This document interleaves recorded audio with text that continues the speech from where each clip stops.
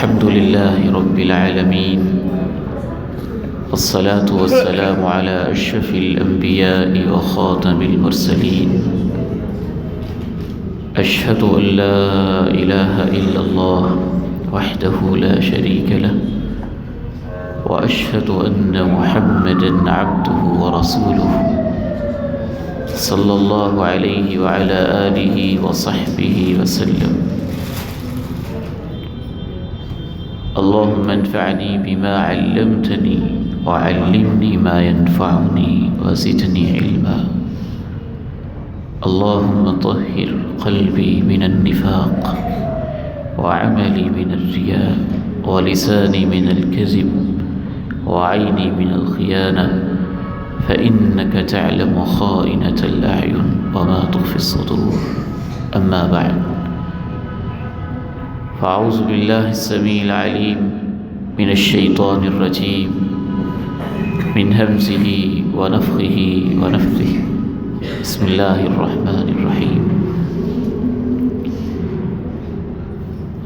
يا أيها الذين آمنوا لا يسخر قوم من قوم عسى أن يكونوا خيرا منهم، ولا نساء من نساء عسى أن يكن خيرا منهن، ولا تلمزوا أنفسكم ولا تنابزوا بالألقاب، بئس الاسم الفسوق بعد الإيمان، ومن لم يتب فأولئك هم الظالمون. انتہائی قابل قدر علماء و مشائخ، اساتذہ و منتظمین، بہت ہی قابل شفقت اس ادارہ کے طلبہ و متعلمین، سب سے پہلے میں آپ سے یہ بات شیئر کرتا چلوں کہ اس عظیم علمی، دعوتی، تربیتی مرکز میں حاضر ہو کر ایک دلی مسرت اور خوشی ہو رہی ہے. دعا ہے اللہ رب العزت اس ادارہ کے محتمم، منتظم، مدیر، معلمین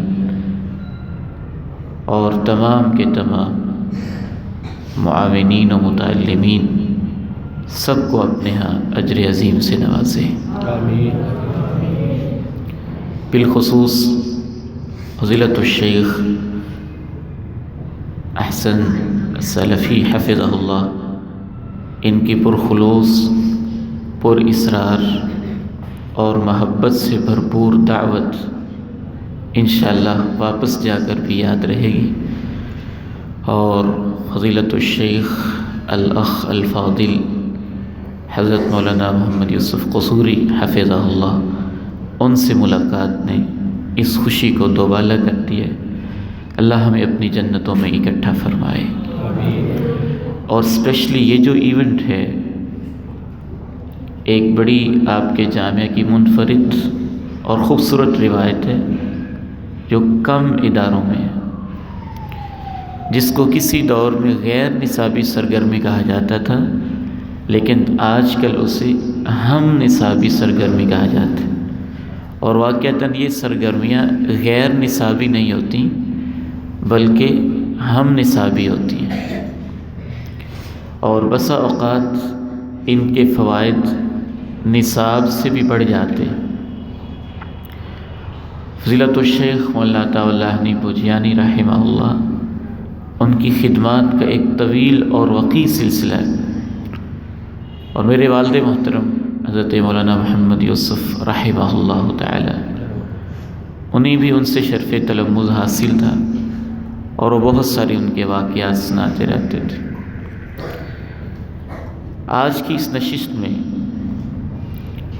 آپ بیٹوں کے لیے بالخصوص جو میرے روحانی بیٹے یہاں بیٹھے ہیں، شعبہ علوم اسلامیہ کے متعلمین ہوں یا شعبہ حفظ سے وابستہ، ان کے لیے چونکہ یہ تربیتی اور اصلاحی ایک نشست ہے، اس میں قرآن مجید کی روشنی میں چند زندگی کے اہم آداب جو بعض دفعہ ہماری نظروں سے اوجھل ہو جاتے ہیں وہ میں آپ کے سامنے رکھوں گا، لیکن اس گزارش کے ساتھ کہ تمام طلبہ کی توجہ یکسوئی کے ساتھ ادھر رہے گی۔ بیٹے آپ وہ جو اینڈ پہ بیٹھے بچے نا، وہ پلر کے ساتھ ان کو آگے بھیج دیں، وہ بچے جو باتیں کر رہے ہیں آپس میں، بیٹے آپ آگے آ جائیں، آگے آگے آ جاؤ، پیارے بچوں آگے آئیں، وہ پیچھے جو باتیں کر آپ آگے آگے آ جاؤ بیٹا، آگے ادھر آ جائیں، ادھر آ جائیں۔ حذیفہ خزیمہ آگے جو بیٹا، اگلی سب آگے، تھوڑا آگے آ جاؤ۔ یہ بیٹے جو بیٹھنے کا انداز ہوتا ہے نا، یہ بھی بہت ضروری ہوتا ہے۔ تو قرآن مجید کا آپ نے ادب کرنا ہے، اور کسی بھی وقت اگر میں نے مناسب سمجھا تو میں آپ سے اپنی گفتگو کے بارے میں گفتگو کے دوران سوال بھی پوچھ لوں گا انشاءاللہ تعالی، اور آپ نے پوری توجہ سے اسے سماعت کرنا ہے، اور اس نیت کے ساتھ کہ اللہ تعالیٰ مجھے اور آپ کو عمل کی توفیق نصیب فرمائے۔ میرا دل تو چاہتا تھا حصول علم، طلب علم پہ گفتگو ہو، لیکن پھر میں نے سوچا کہ اس پر تو گفتگو بالعموم ہوتی رہتی ہے، آپ سنتے رہتے ہیں، اگرچہ وہ بھی بہت ہی اہم چیز ہے، لیکن تربیت اور اصلاح کے حوالے سے سورہ حجرات کی چند بنیادی اللہ تعالیٰ نے جو ہمیں ہدایات دی وہ میں آپ کے سامنے رکھوں۔ آپ پوری توجہ کے ساتھ پہلے ذرا آیات سماعت کریں، پھر ہم ان کی وضاحت کریں گے۔ ٹائم کتنا شیخ صاحب انشاءاللہ؟ ٹھیک ہے انشاءاللہ، 12:25 تک ٹھیک ہے۔ 12:30 سے پہلے نماز اذان کتنے؟ 12:55 پہ۔ اعوذ باللہ من الشیطان الرجیم، بسم اللہ الرحمن الرحیم۔ سب سے پہلی ہدایت ہے قرآن مجید کی، یا ایہا الذین آمنوا لا یسخر قوم من قوم، اے ایمان والو کچھ لوگ دوسرے لوگوں کا مذاق نہ اڑائیں، ولا نساء من نساء، اور خواتین دوسری خواتین پر پھپتیاں نہ کسیں۔ مذاق اڑانا صرف عام لوگ ہی اس غلطی کا شکار نہیں ہیں، ہمارے دین پڑھنے والے طلبہ بعض دفعہ وہ بھی بری طرح اس چیز کا شکار ہوتے ہیں۔ مذاق کس چیز کا اڑایا جاتا ہے؟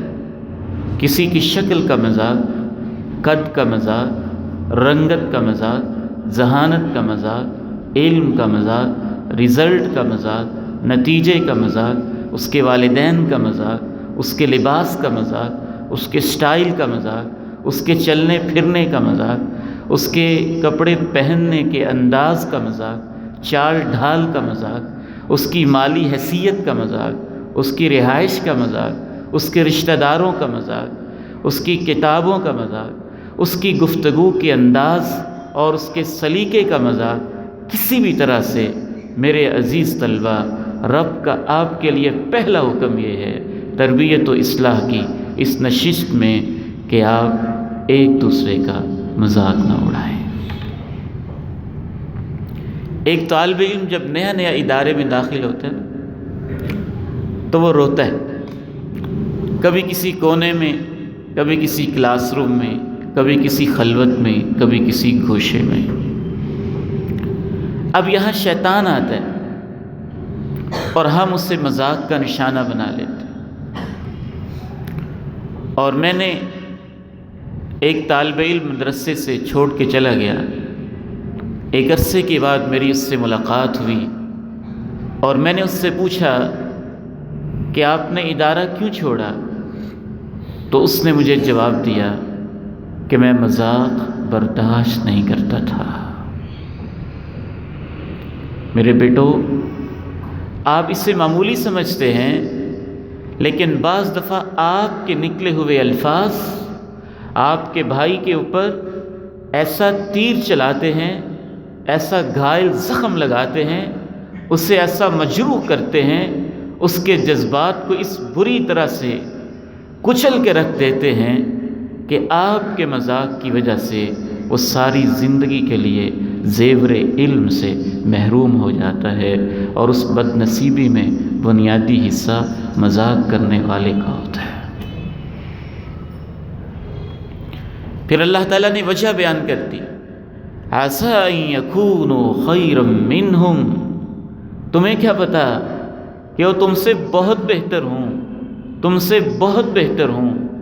میں نے اپنی زندگی میں ایسے ایسے لوگ دیکھے ہیں، نمبر ان کے کم ہوتے تھے، کلاس میں ان کو ڈل سمجھا جاتا تھا، کمزور سمجھا جاتا تھا، اور کچھ ذہین لوگ ان کا مذاق اڑاتے تھے۔ آج وہ ذہین لوگ ان کے دفتر میں ملازم ہیں، اور وہ بڑے منصب پہ بیٹھے ہوئے ہیں۔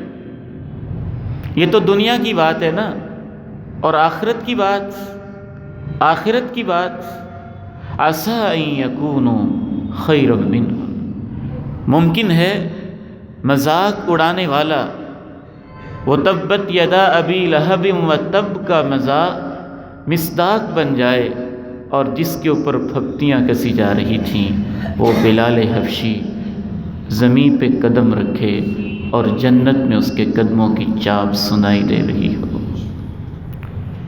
لَرِجْلُ عَبْدِ اللَّهِ أَثْقَلُ فِي